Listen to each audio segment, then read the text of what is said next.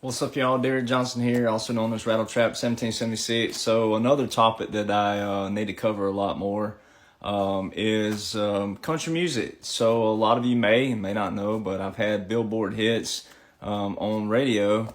Billboard. There's a lot of different Billboard, obviously now, and then also with technology taking over with Spotify and all these different kind of things out there. It's really diluted the waters, but growing up, I always dreamed of seeing my name right next to George Strait and Mark Chestnut and Tracy Lawrence and Randy Travis, all those guys, and finally get to see my name up there. And country music fans have no clue how any of the quote-unquote industry works, and or they think they know and they absolutely don't know. But there's only two ways to have a Billboard country radio hit. There's a major record label signs you, or there's one secret alternative route that no one really knew about until I started talking about it. There's a few who do, obviously, because I'm not the only one who's ever been on Billboard as an independent artist, but it's the secrets they don't tell you. All right, so recently a lot of people are talking about some guy named Zach Top, right? And everybody's all about him. All right, and then you had like Mark Chestnut, who is one of my honky-tonk heroes, but he gets on his page and he's saying that Zach Top is exactly what country music needs, and that he's real country music. What Mark is not telling you, though, is how the industry works and how the system works. All right, this industry that they call the country music industry has a system. That system has a format. That format has a formula. All right, it has nothing to do with talent. If it had something to do with talent, I would have had a record deal a long time ago. But I'm also not what Kid Rock said about Springsteen. If you remember, those two had an argument way back. And Kid Rock said, he said, I've tickled a few in my lifetime, but I've never sucked one and I've never kissed an ass. Well, he's talking about the game that you got to play, the political game. All right, so a lot of people don't know about that portion of the quote-unquote industry. So I have nothing against any artist per se, but if it were about talent, then the first thing you would go after first is an artist who can write all their music and solo write their music just as great as the artists out there who cover songwriter material. See, 99% of Billboard artists and or top 20, what the mainstream country music base knows, don't write their own music. All right, there's hit songwriters that most people never hear of over here who have all the talent, and some of them can't sing or just didn't make it as an artist with a record deal, so they're okay with being a hit songwriter, as they call that. However, again, if it were about talent and if it were about, the goods, as they call it, then you go after the artist who can do everything at once because that's more money. All right, so a lot of people don't realize how this works.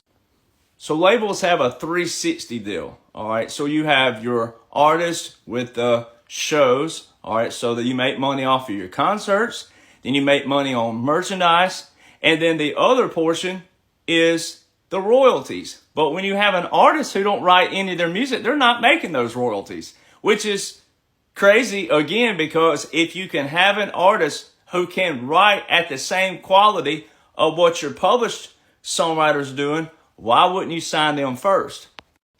So the average country music fan has no clue. And if it's about music, if it were about music and, the quote you hear out there that music is universal, it's the one thing that brings us all together. Well, if it were about you discovering music and loving music because you loved it, not because you were told, then why wouldn't you want that? All right. So, again, country music fans only know top 20 because you're told to love top 20. But guess what the chart has on it? The biggest chart in country music, the one I've been on, the biggest chart in country music has 60 slots on it. So why wasn't Mark Chestnut showing people like me, and I'm not the only one, I'm not the only independent artist who's been on the Billboard chart, on the actual legit top chart in the whole genre. I'm not the only one. So why wasn't Mark Chestnut showing people like me the whole time? I mean, I produce all my music. I write all my music. I've co-written with probably 16 number one hit songwriters. And then I don't know how many top 5, top 10, top 20, but I've written with the best of the best. All right. But I've also written a lot of songs solo, but I produce all my music. So I'm the complete package. So why wouldn't a label come after me? It's because I don't play their stupid game, and I won't do like Kid Rock was talking that Bruce Springsteen had done. All right. So you got to know those things. So if you're truly about music, if you're truly about supporting artists, then you should want to know that as a fan. And so with that, guess what?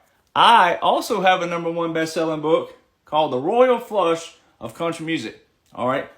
You can find this on rattletrap1776.com and also on Amazon. If you're international, you have to get all my books on Amazon. But The Royal Flush of Country Music. I named it The Royal Flush of Country Music because when you think of a royal flush in poker, it's the best hand you could ever have, but it's only once in 80 years they say that you'll actually get to play a royal flush if you have one.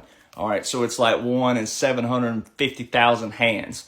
All right, so it talks about the intricacies of the industry. It teaches songwriters out there and artists, but depending on what you are, artist, songwriter, depending on your goals and your dreams of what you're trying to do in country music. But if you're trying to have a Billboard country hit on radio, then there's only 2 ways to get there. Major record label or knowing the secret route that I know. Now, I've already exposed it all to the fans out there, so, it's no secret per se. But Billboard is all pay for play. So you'll hear people out there saying you got to spend money to make money. Nah, not like that. All right. This right here shows you all the intricacies of the numbers and etc. That I can't put on a 10-minute video. But if you're a singer-songwriter, there's only 2 ways, all right, to get to that top level. If you're not trying to meet someone like me, someone who's been there, done that, all you're going to do is spin your wheels. All right, but it's a pay-for-play system, and there's a formula to it. And then you got to know the format, and then you got to know how to beat that system if you go the route that I did. That's exactly what I've done. And what makes me different than every other country music artist in country music history with Billboard hits is that I am independent, but I'm the very first country music artist and songwriter to unveil that secret, it's what you would call a back access way to get to the chart. All right, that 99.9% of artists before me did not know you could do that. There's a lot of artists who have told me, holy crap, I didn't know you could do that. Well, yes, but again, you still have to have the whole package. You have to know how to talk to the people. You have to know how to go out on the road and radio. You have to have the credible team. Your team has to be Billboard affiliates. All right, so it's not just, so Derek says that you can do this. No, you still have to have a Billboard affiliated team. All right. And then you still got to know how to play that game and go out there and talk to those radio guys and gals. And then also have great music. All right. And that's the other thing most singer-songwriters are doing right now, because there's so much stuff like Spotify available and all these different platforms out there, Instagram and different things, TikTok. Because of that, they think that, I can get a big following.